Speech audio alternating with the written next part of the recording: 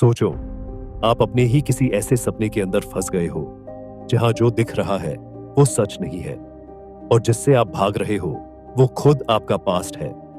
हिंदू धर्म की फिलॉसफी ऐसी ही है, जहां कर्म का अटल न्याय, पुनर्जन्म का अंतहीन चक्र और समय का भयानक चक्रव्यूह। ये कोई कहानी नहीं बल्कि एक एग्जिस्टेंशियल कंसेप्ट है जिसमें आप ही मेन कैरेक्टर हो और इससे भागने का कोई तरीका नहीं है।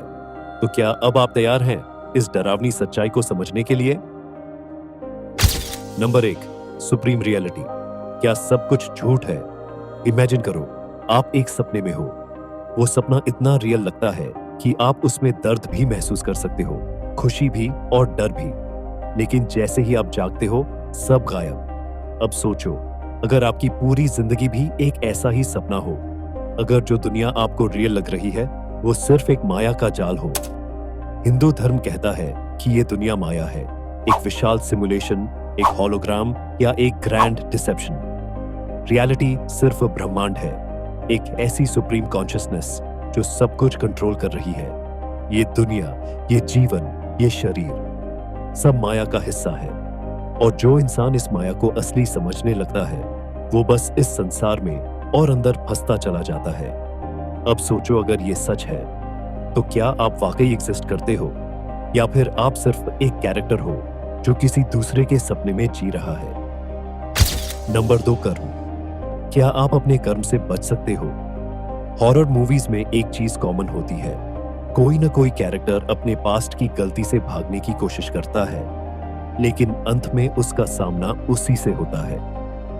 हिंदू धर्म का कर्म सिद्धांत भी कुछ ऐसा ही है।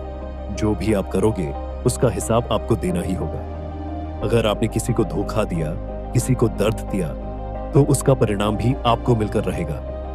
आज नहीं तो कल, इस जन्म में नहीं तो अगले जन्म में। ये कोई नॉर्मल जस्टिस सिस्टम नहीं है जहां आप किसी चीज का फायदा उठाकर बच सकते हो। कर्म एक शाप की तरह है, जो भी आपने किया है वो आपके साथ चिपक जाता है, जैसे किसी भूत की साया। इमेजिन करो, एक आदमी जिसने अपने जीवन में सिर्फ स्वार्थ और पाप किए, मरने के बाद उसकी आत्मा को एक अंधेरे कुंगे में फेंक दिया जाता है, जहां उसे अनगिनत जन्मों तक पीड़ा झेलनी पड़ती है। वो लाखों बार जन्म लेता है, लेकिन हर बार उसकी आत्मा उसके पास्ट मिस्टेक्स का बोझ उठाए चलती है। क्या आप भी ऐसे ही किसी अनदेखे शाप के साथ जी रहे हो, जिसका हिसाब आपको अगले जन्म में देना पड़ेगा? नंबर 3, पुनर्जन्म। मौत का डरावना सच। हॉलीवुड हॉरर मूवीज में गोस्ट्स का एक कॉमन ट्रोप होता है, एक आत्मा जो कभी मुक्त नहीं होती, बार बार उसी दर्दनाक लूप में फंसी रहती है। अब सोचो, अगर वही चीज आपके साथ हो रही हो। हिंदू धर्म कहता है कि मृत्यु लिबरेशन नहीं है, बल्कि एक नए दुख भरे सफर की शुरुआत है। एक आदमी जिसने जीवन भर दुख सहा, जब उसकी मृत्यु होती है वो सोचता है अब बस, अब आराम मिलेगा। लेकिन जैसे ही वो मरता है, उसकी आत्मा तुरंत एक नए शरीर में प्रवेश कर जाती है। नया जन्म, नई पीड़ा, वही संघर्ष। और सबसे डरावनी बात, कोई भी याद नहीं रखता कि वो पहले कौन था। मतलब आप इस साइकिल में ट्रैप्ड हो, बार बार मर रहे हो, बार बार जन्म ले रहे हो, लेकिन आपको याद ही नहीं कि आपने इससे पहले क्या किया था।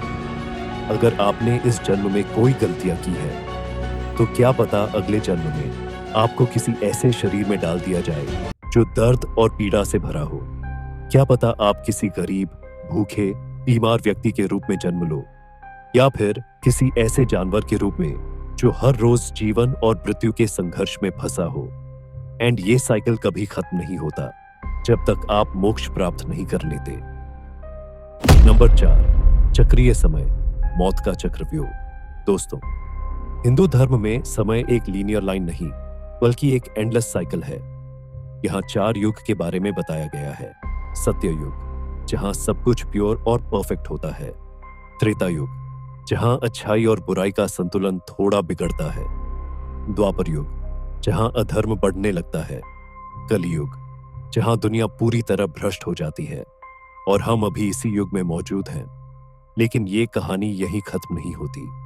जब कलियुग अपने चरम पर पहुंचेगा, तब पूरी दुनिया तबाह हो जाएगी और फिर सत्ययुग फिर से शुरू होगा और ये साइकिल फिर से रिपीट होगा, अनंतता तक, तो क्या इस अनंत तक चलने वाली क्रिया से बाहर निकला जा सकता है? दोस्तों, इस माया से निकलने का सिर्फ एक ही रास्ता है और वो है मोक्ष। मोक्ष का मतलब है इस दुनिया के इल्यूजन को पहचानना, कर्म के बंधनों को तोड़ना और ब्रह्मांड के साथ एक हो जाना, यानी सिमुलेशन से बाहर निकल जाना। लेकिन ये आसान नहीं है। इसका मतलब है कि आपको अपने सारे अटैचमेंट छोड़ने होंगे, अपने पास्ट मिस्टेक्स को सुधारना होगा और अल्टीमेट ट्रूथ को समझना होगा। और अगर आपने ऐसा नहीं किया तो फिर से एक नया जन्म, फिर से एक नया संघर्ष, फिर से वही लूप।